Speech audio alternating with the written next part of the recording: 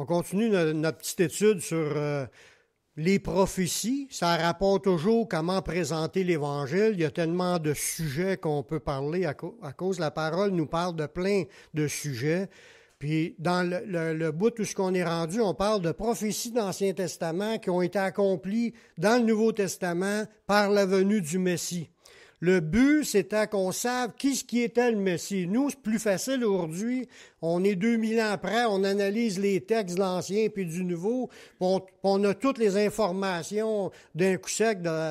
Tu fais une recherche sur l'ordinateur, puis tu as toutes les informations, tu as tous les versets. Mais dans ce temps-là, c'était pas évident. Les apôtres n'ont pas tous compris les versets qui s'appliquaient pour la vie de Jésus. Ils n'ont pas tous compris tout de suite. Il y a des choses qui ont été comprises juste après la mort de Jésus. Fait qu'aujourd'hui, on regarde quand même les points, même si on est 2000 ans plus tard, ça s'adresse encore à nous aujourd'hui, tous ces textes-là. Le sujet qu'on va regarder aujourd'hui, c'est les miracles qui prouvent que Jésus est le Messie.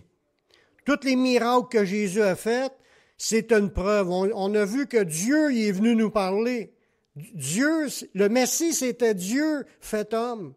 Dieu est venu nous parler, mais pour mettre de plus de punch à son discours, à ses enseignements, Dieu il avait préparé d'avance le monde parce qu'il a donné des prophéties dans l'Ancien Testament, puis il a dit que Dieu accompagnerait le Messie avec des miracles pour prouver qui qu'il était. Dieu voulait que les gens savent que Jésus, c'est le Messie. Il n'a pas voulu faire ça comme en cachette. Il a manifesté sa gloire puissamment. Là, on va voir des versets qui nous dit « Il a fait des miracles que nul autre a fait. » Il n'y a pas personne qui l'a égalé dans l'histoire. On le sait que le diable en fait des miracles dans leur religion, mais faire ce que Jésus a fait, il n'y a pas personne sur la planète qui a pu faire cela. Les miracles, ça prouve, puis c'est une preuve que Dieu a fait pour accompagner le ministère de Jésus afin qu'on ait de l'assurance puis qu'on croit vraiment que c'est à Jésus qui est le Messie. Dieu a accompagné le ministère de Jésus par des miracles pour prouver qui il était.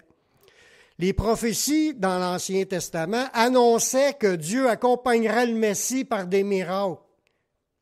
Dans Isaïe 42, le verset 5. Ainsi parle Dieu. On ne peut pas avoir de doute sur qui est en train de nous parler. L'Éternel, qui a créé les cieux, qui les a déployés, qui a étendu la terre et ses productions, qui a donné la respiration à ceux qui la peuplent et le souffle à ceux qui y marchent. Il dit, moi, l'Éternel, je t'ai appelé pour le salut. Il est en train de parler à qui? Il est en train de parler à Jésus, prophétiquement. Il dit, moi, l'Éternel, je t'ai appelé pour le salut, et je te prendrai par la main, je te garderai, je t'établirai pour établir une alliance avec les peuples. C'est la nouvelle alliance qu'on a aujourd'hui. Pour être la lumière des nations. Jésus, c'est la lumière des nations en amenant sa lumière, ses révélations, ses enseignements. Pour ouvrir les yeux des aveugles, pour faire sortir de prison le captif et de leur cachot ceux qui habitent dans les ténèbres.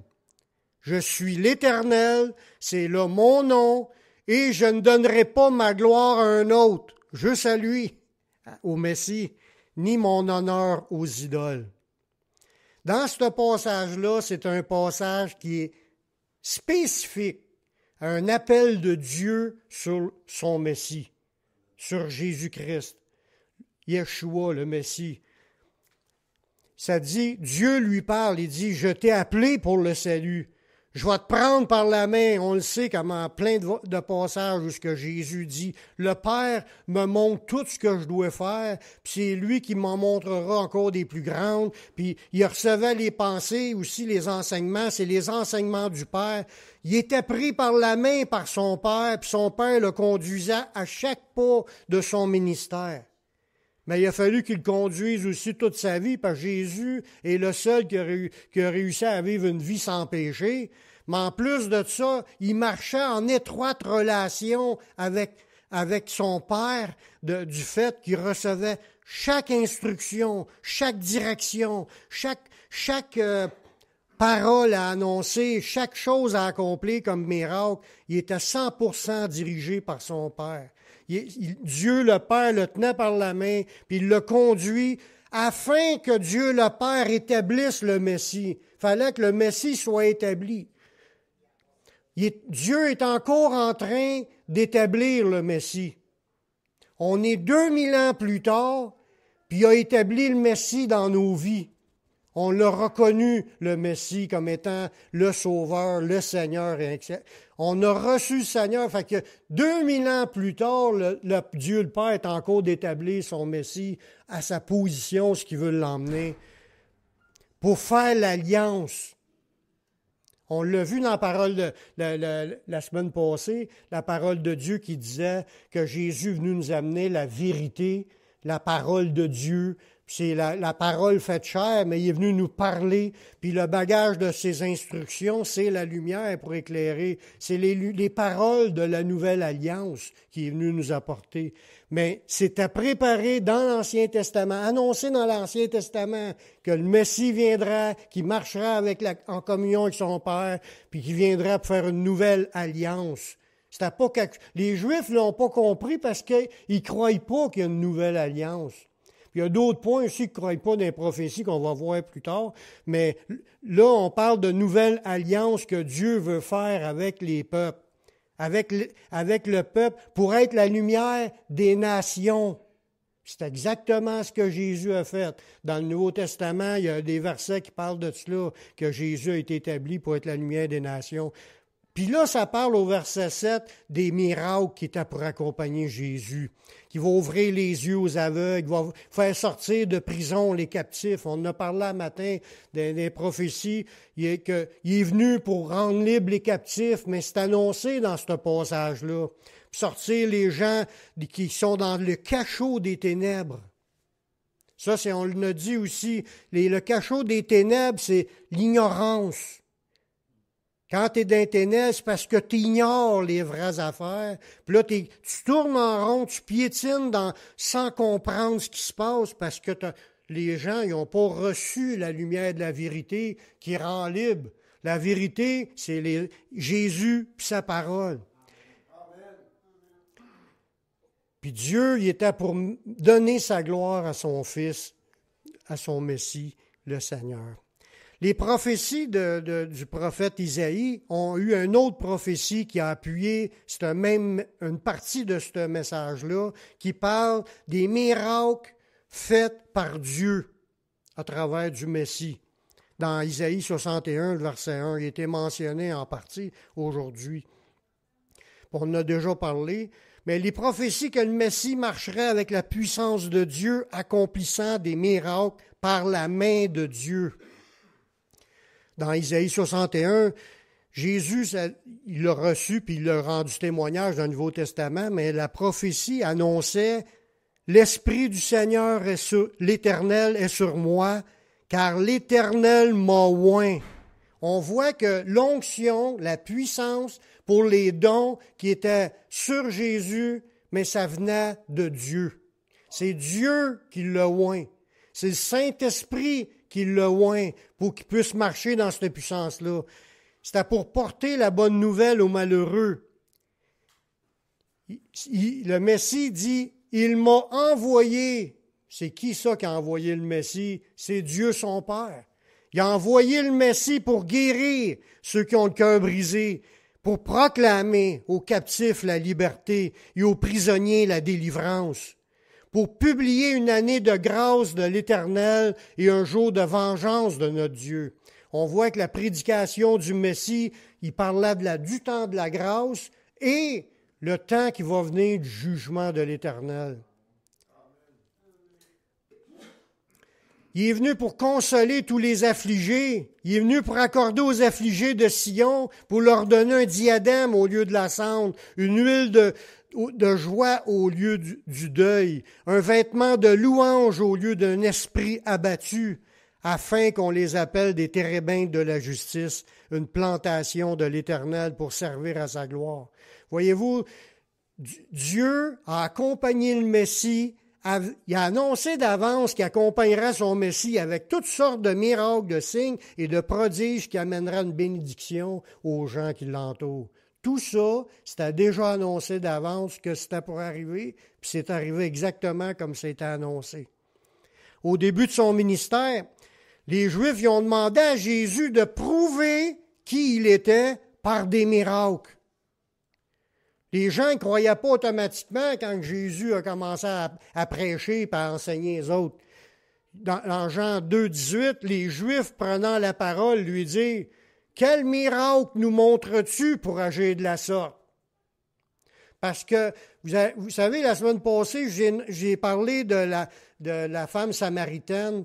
Elle a dit « Je le sais que le Messie doit venir puis il va nous enseigner toutes choses. » Mais les Juifs, les autres, là, dans ce verset-là, savaient que le Messie, quand il était pour venir, était pour manifester des miracles, des signes, des prodiges, parce que c'était annoncé dans la Bible, dans l'Ancien Testament. Eux autres le savaient que le Messie viendra, puis qu'il manifestera sa puissance avec des signes. Puis quand que Jésus a commencé à prêcher, les Juifs lui ont demandé « Quel miracle nous montres-tu pour agir de la sorte? » Eux autres, prouve-nous que tu es le Messie, fais des miracles. C'est ça qui était comme la pensée du peuple de ce temps-là. Jésus, lui, il parlait avec autorité. C'est le même qu'il a commencé à montrer son ministère. Et plusieurs étaient étonnés. Juste le fait de prêcher, puis il arrivait, puis il chassait un démon, part. C'est le même qui me démontrait son autorité, qui démontrait aux autres qui était l'élu, qui était l'appelé, qui était le Messie, qui était celui qui devait venir. Dans Jean 7, 46, quand les huissiers ont voulu le saisir, il répondit « Jamais homme n'a parlé comme cet homme. » Et ainsi, les huissiers retournèrent vers les principaux sacrificateurs et les pharisiens, puis ceux-ci leur dirent « Pourquoi ne l'avez-vous pas amené? » Bien, les huissiers répondirent « Jamais homme n'a parlé comme cet homme. » Les pharisiens leur répliquèrent « Est-ce que vous aussi, vous avez été séduits? Y a-t-il quelqu'un des chefs ou des pharisiens qui ait cru en lui? » On voit que Jésus, lui, il commençait son ministère, c'était au début, ça, dans Jean 7. Puis il prêchait, puis là, ils ont voulu le saisir. Puis ceux qui étaient là étaient témoins de ce que Jésus disait, puis il enseignait, puis il chassait les démons. Il dit, jamais un homme a parlé comme ça. Eux autres commençaient à croire que Jésus était spécial. Parce que, pas inclus, on va voir qu'il y a d'autres versets, il y en a plusieurs qui croyaient qu'il était quelqu'un, mais ils n'étaient pas encore sûrs que c'était le Messie. Mais Jésus, il ne lâchait pas, il continuait à faire ce qu'il avait à faire, il ne se laissait pas intimider. Puis quand il prêchait à Jésus, il espérait que les gens croient en lui. Puis si les gens ne croient pas, mais là, c'est le problème dans un sens. Mais le message était appuyé par des miracles puis des prodiges. Jésus était aussi puissant par des miracles. Dans Luc 11, 20, ça nous dit « Mais si c'est par le doigt de Dieu que je chasse les démons, le royaume de Dieu est donc venu vers vous. » Il dit, lorsqu'un homme fort bien armé garde sa maison, ce qu'il possède y est en sûreté. Mais si un plus fort que lui survient et le dompte, il lui enlève toutes les armes dans lesquelles il se confiait, puis il distribue les dépouilles. On voit là-dedans que Jésus est en train de se présenter comme l'homme fort qui est venu, puis qui agit à cause du doigt de Dieu qui est dans sa vie. Puis il a même dit, si on irait lire les autres versets plus loin, si moi je chasse les démons par Belzébuth, vos fils les chassent par qui? Les gens ne croyaient pas que c'était Dieu qui était avec lui encore. Mais il y en a qui croyaient parce qu'ils venaient à Jésus pour recevoir les guérisons. Le doigt de Dieu était avec lui. La puissance de Dieu était avec lui, puis il se manifestait cela afin de briser les chaînes de l'ennemi, puis il distribue les dépouilles. Certains docteurs de la loi reconnaissaient le Messie à cause de ses miracles. Dans Jean 3, 2, il y avait un homme qui est venu de lui, en parlant de Nicodème, c'était un homme ouvert. Lui, il marchait selon la loi, mais quand il a vu les choses que Jésus a faites, c'est un homme ouvert. Il voulait savoir où ce que ça venait, toute son autorité et sa puissance, parce qu'il était touché par les enseignements. Il était voir Jésus pendant la nuit. Fait qu'il y a un homme qui va auprès de Jésus de nuit, puis il lui dit, ça c'était un docteur de la loi, Nicodème, « Rabbi, il a parlé pour lui-même, même s'il a dit, nous savons que tu es un docteur venu de Dieu, mais c'est pas 100% vrai, parce que les autres docteurs de la loi ne croyaient pas encore que Jésus est le maître, celui qui vient de Dieu. Mais il l'a appelé Rabbi, qui veut dire maître, puis nous savons que tu es un docteur venu de Dieu, car personne ne peut faire ces miracles que tu fais si Dieu n'est avec lui. » Fait que ce gars-là commençait à parler avec intelligence, avec discernement. Bien beau que tout le monde était contre Jésus, là, mais lui, Nicodème, s'est dit, « Wow, t'as une minute, là. As-tu vu tous les miracles qui se passent? Il doit y avoir quelque chose, là. » C'est beau de dire que c'est Belzébuth qui fait ça, là, mais lui, il n'a pas pris cette attitude-là. Il était ouvert. Il voulait apprendre. Il voulait le savoir. Un peu comme nous. On ne s'est pas bloqué d'entendre que Jésus a fait des miracles. On a cru, mais il y a bien des gens qui se bloquent à cela. Lui, il s'est ouvert et il a dit, on le sait que tu es quelqu'un qui vient de Dieu parce que personne ne peut faire les miracles que Jésus a faits si Dieu n'est pas avec lui. Hey, Jésus a il a ouvert les yeux des aveugles, des aveugles de naissance, des sourds de naissance, des muets de naissance, des paralytiques. Le gars, il avait la main sèche, sa main est redevenue normale. Il a fait des résurrections à la vue des autres, de ressusciter des personnes mortes. Fait que c'est des signes, comme il dit, personne ne peut faire ces miracles que tu fais si Dieu n'est avec lui. Il y a certaines personnes du peuple qui reconnaissaient le Messie à cause de ces miracles. Dans Jean 9,16, sur quoi quelques-uns des pharisiens disent « Cet homme ne vient pas de Dieu car il n'observe pas le sabbat. » D'autres disent « Comment un homme pécheur peut-il faire de tels miracles? » Puis là, il y a eu des divisions dans le peuple. Parce qu'il y en a qui se disaient « Hey, y a tous les miracles qui se passent là, c'est pas normal. » Il dit comment est-ce qu'il peut arriver à faire tous ces miracles-là? Puis eux autres, ils disaient que Jésus, il ne respectait pas le sabbat parce qu'il faisait des guérisons le jour du sabbat. Mais ce qu'on sait, nous, aujourd'hui, parce qu'on lit les Écritures, c'est pas Jésus qui guérissait. C'est le Père qui est en lui qui guérissait. Fait que les miracles, quand il dit « Lève-toi et marche », puis le gars, il est guéri. C'est la puissance de Dieu qui a touché le gars pour qu'il se lève. Fait qu'il n'a pas transgressé le sabbat. Puis là, Jésus leur a dit aussi à ceux qui disaient ça, il dit, qui de vous, s'il une brebis tombe dans un puits le jour du sabbat, il n'aura pas à sortir le jour du sabbat? Oui, il y a sortant la brebis qui tombe. Puis moi, je ne guérirais pas un homme tout entier le jour du sabbat. Mais l'idée, c'est que les gens cherchaient des excuses pour s'aveugler davantage, pour ne pas croire en Jésus à cause, ils voyaient, c'était évident, les miracles étaient là devant leurs yeux, sauf qu'ils essayaient de trouver une excuse pour ne pas arriver à croire, parce que ça faisait un conflit parmi le peuple juif. Ceux qui admettaient que Jésus était le Messie étaient exclus de la synagogue. Ces Juifs-là, ils parlaient des disciples quand Jésus passait. Le monde allait écouter ce que Jésus disait parce qu'il y en a qui croyaient, mais les autres, les docteurs de la loi, n'étaient pas contents. Fait qu'ils cherchaient des excuses pour essayer de rabaisser le témoignage de Jésus. Mais lui, Nicodème, il a dit, il n'y a personne qui peut faire les miracles que tu fais. Puis le peuple, comment un homme pécheur peut-il faire de tels miracles? Jésus, en passant, n'était pas un pécheur. C'est le seul qui a vécu sa vie sans péché. Plusieurs personnes cherchaient à comprendre. Les miracles sont là. Puis là, ils se disaient, mais le Christ en fera-t-il plus de miracles quand il va venir? Parce qu'il n'était pas encore sûr. Il voyait un miracle. Puis Puis on l'a dit tantôt, dans les prophéties, ça annoncerait que le Messie va en faire des miracles. Mais là, le monde commençait à se poser des questions. Il reconnaissait que ce gars-là, il en faisait.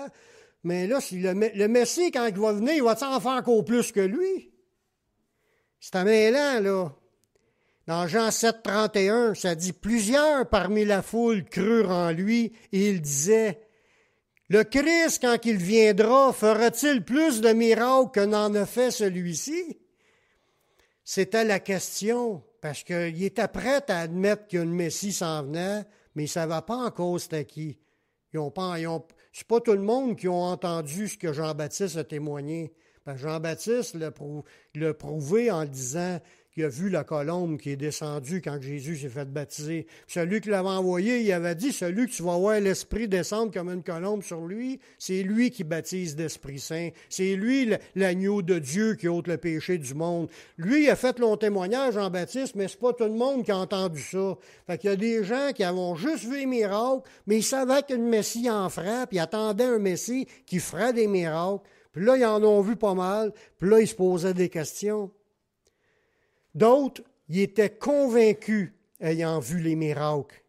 Dans Jean 6, 14, ces gens ayant vu le miracle que Jésus avait fait disaient « Celui-ci est vraiment le prophète qui doit venir dans le monde. » Fait qu'il y en a qui étaient convaincus. On voit dans les écrits qu'à un moment donné, il y a une multitude qui suivait Jésus. Il y avait 5000 personnes qui étaient devant lui, sans compter les femmes et les enfants. Puis il passait des fois 3 jours devant Jésus, à écouter ce que Jésus enseignait, puis sans manger ni boire, pour en savoir le plus possible sur le Messie. C'est juste quand il y a eu la Pentecôte, il y en avait 120 fermes qui priaient. Mais il y en a eu du monde qui ont suivi. Après ça dit qu'il y en a eu 3000 qui s'est convertis. Ça a monté à 5000. Fait que probablement que beaucoup de ceux qui étaient là au départ, il y en a qui ont cru. Parce que tu le vois dans les écrits, Jean il témoignait qu'il y en a qui ont cru. On a vu ça dans Jean 6, 14. Les gens du peuple s'étonnaient que les docteurs de la loi ne voulaient pas admettre que Jésus était Dieu, qui était de Dieu. Dans Jean 9, 21, « Nous savons que Dieu a parlé à Moïse. » Ça, c'est les docteurs de la loi qui parlent. « Nous savons que Dieu a parlé à Moïse, mais celui-ci, nous savons d'où il est. » Fait qu'ils ne savaient pas, en voyant Jésus, quelle était son autorité. Eux autres, ils étaient sûrs, les docteurs de la loi, que Dieu avait parlé à Moïse. Pourtant, ils n'ont jamais vu Moïse parler à Dieu. C'est à eux, c'est écrit dans les écrits. Fait que juste en croyant dans les écrits, ils savaient que c'était Dieu qui avait parlé, parce que c'était écrit, mais ils voyaient les miracles, puis ils ne croyaient pas. Cet homme leur répondit, ça c'était quelqu'un du peuple qui venait de recevoir une guérison, il lui dit, « Il est étonnant que vous ne sachiez d'où il est, puis cependant il m'a ouvert les yeux. Nous savons que Dieu n'exauce point les pécheurs, mais si quelqu'un l'honore et fait sa volonté, c'est celui-là qui l'exauce. Jamais on n'a entendu dire que quelqu'un ait ouvert les yeux d'un aveugle-né. Si cet homme ne venait pas de Dieu, il ne pourrait rien faire. » On voit qu'il y a des gens qui étaient fermement convaincus que c'était des miracles du jamais vu. Hey, des aveugles-nés, J'en ai déjà vu des personnes aveugles, des fois, là, que leurs yeux, il manque des morceaux ils regardent eux autres, il manque la rétine ou il manque le nerf optique, il manque des bouts, des fois, ils ont les yeux complètement fermés, ils rouvrent même pas. Il y a différentes sortes d'aveugles. Puis pour que tu te mettes à voir quand tu es venu au monde de même, c'est puissant. C'est puissant. Tu n'en vois pas à tous les coins de rue du monde faire ça. Et jamais on a entendu dire que quelqu'un ait ouvert les yeux d'un aveugle-né. Lui, il reconnaissait, les docteurs de la loi, je ne suis pas sûr que c'est Dieu qui a parlé. Même si plusieurs avaient des doutes, toute la multitude était dans la joie à cause de ces miracles. Dans Luc 19, 37. Et lorsque déjà il approchait de Jérusalem vers la descente de la montagne des Oliviers, toute la multitude des disciples, non, on ne parle pas des 12, ni des 70, il y avait une grosse badge de monde qui suivait.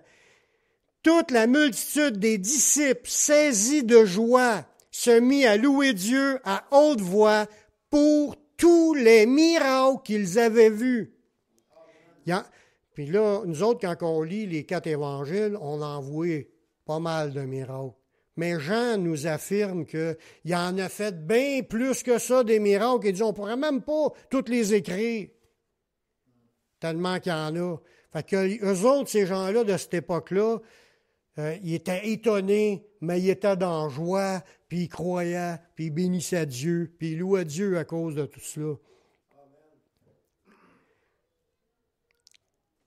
Les apôtres, eux autres, dans les écrits, ils ont confirmé que Dieu a prouvé qu'il était avec Jésus par des miracles qui se sont produits. Dans Actes 10, 38, il dit, vous savez, Dieu a oint du Saint-Esprit et de force Jésus de Nazareth. C'est Dieu qui l'a oint pour accomplir ces miracles, qui allait de lieu en lieu, faisant du bien, puis guérissant tous ceux qui étaient sous l'empire du diable, car Dieu était avec lui. Amen. Alléluia. Oui, c'est encore pareil aujourd'hui. Tous les miracles qui se produisent, je ne dis pas qu'il y en a tous les jours. Nous, ici, on n'est pas tout seuls. Là. Tous les chrétiens sur la planète, il y en a tous les jours. Mais pas à la même place à tous les fois. Même chose que dans le temps de Jésus, qu'il se promenait dans une ville, les miracles étaient dans cette ville-là. Après ça, il s'en allait dans une autre ville. Là, c'était une autre ville qui en profitait. Puis c'est la même chose aussi à peu près comme exemple quand on parle de la piscine de Bethesda où un ange descendait de temps en temps dans la piscine pour brasser l'eau. Le premier qui sautait dans la piscine, il était guéri. Mais c'est pas tout le monde qui était guéri. C'est un de temps en temps qui était guéri. Puis il y en a un que Jésus a rencontré. Il dit, tu veux-tu être guéri? Il dit, Seigneur, ça fait 38 ans que je suis là, couché sur le bord de la piscine, attendant une guérison. Mais il dit, quand on voit l'eau être brassée, il n'y a personne qui me jette dans la piscine. Là, Jésus, il a dit, lève-toi et marche.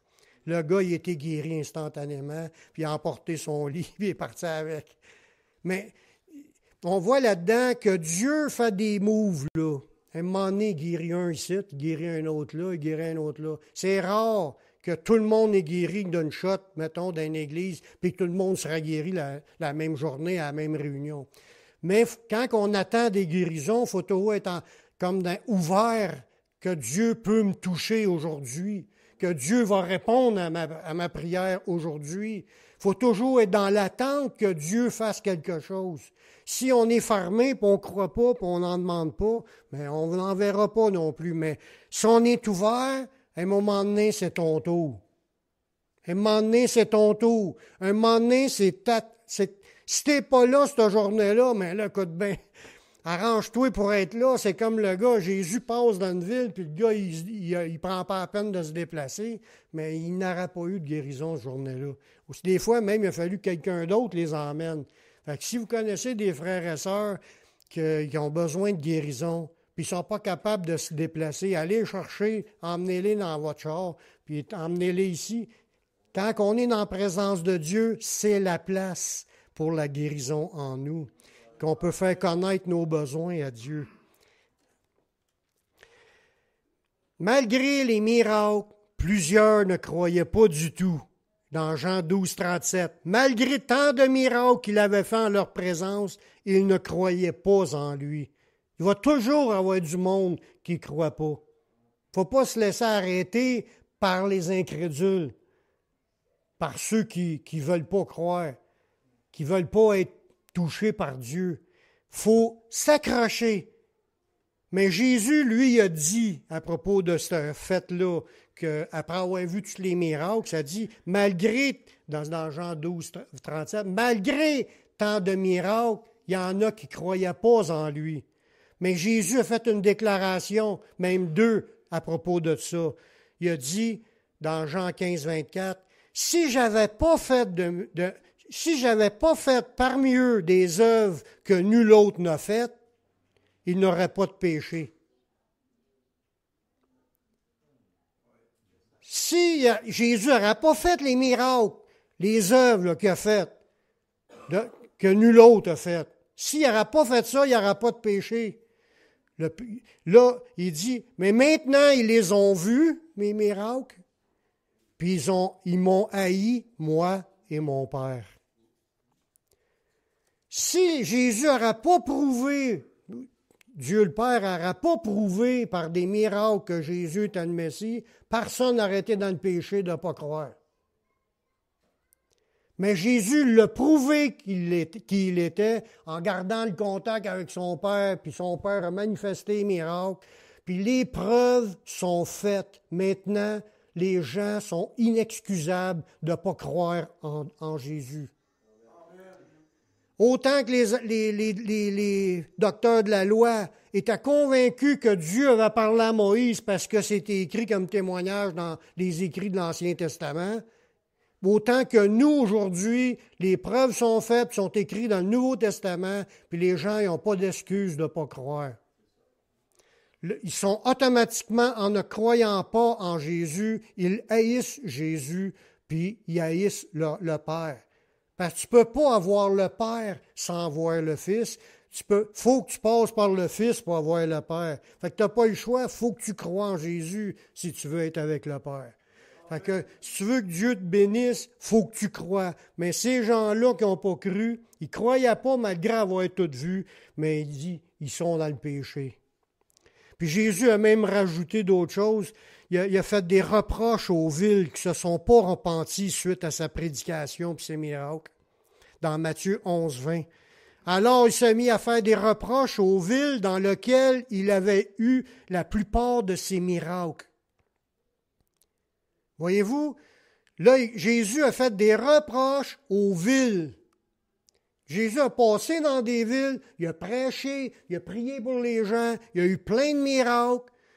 Puis s'il y en a qui n'ont pas cru, Jésus a commencé à leur faire des reproches à ces villes-là, parce qu'elles ne s'étaient pas repenties. Le fait de voir Jésus, de reconnaître Jésus, de croire en Jésus, ça t'amène, il faut que je me repente.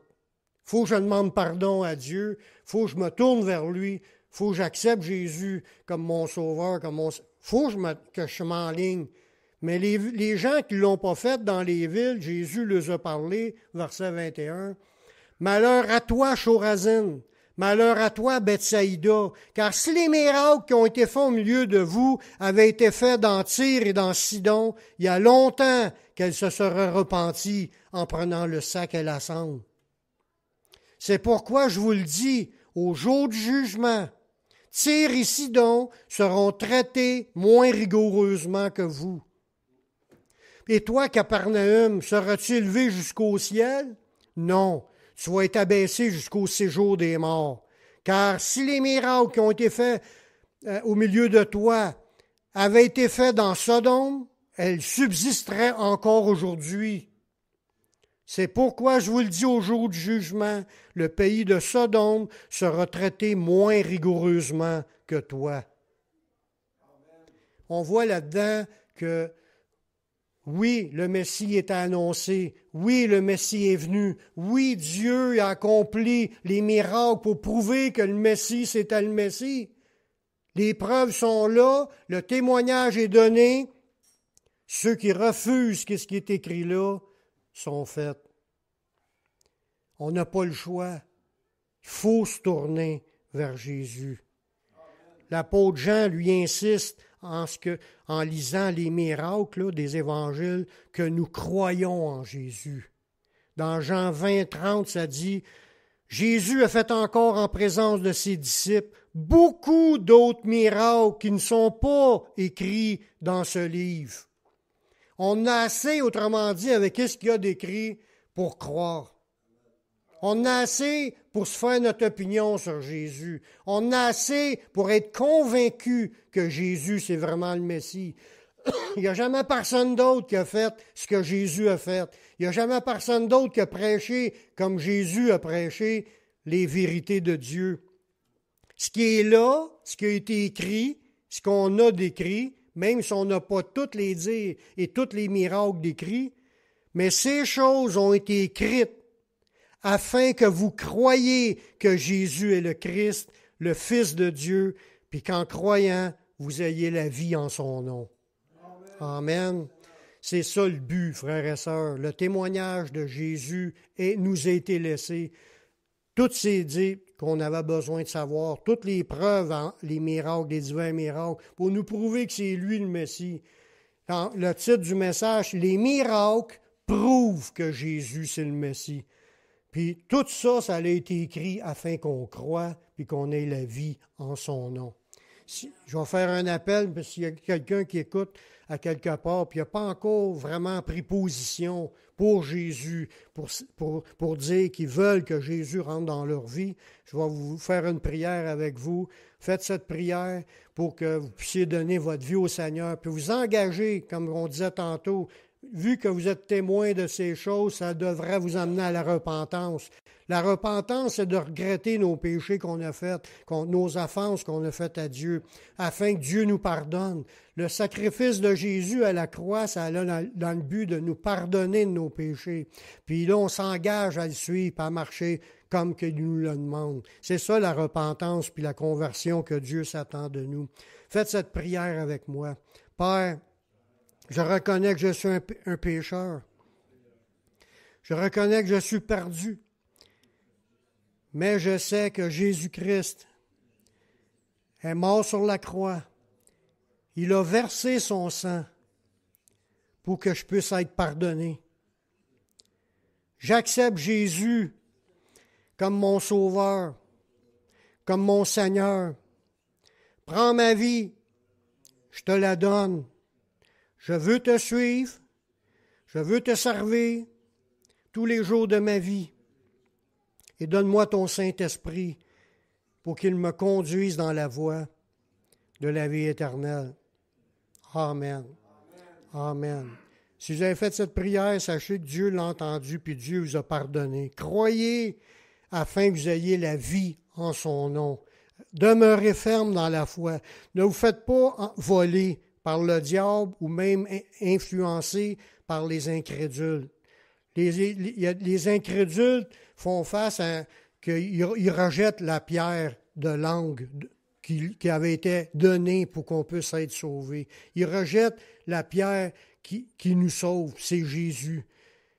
Nous, ce qu'on a à faire, c'est de prendre ce que Jésus a fait, le recevoir dans notre vie, puis le garder jusqu'à la fin, parce qu'on veut être pardonné, puis on veut faire partie de ceux qui ont la vie éternelle. Amen.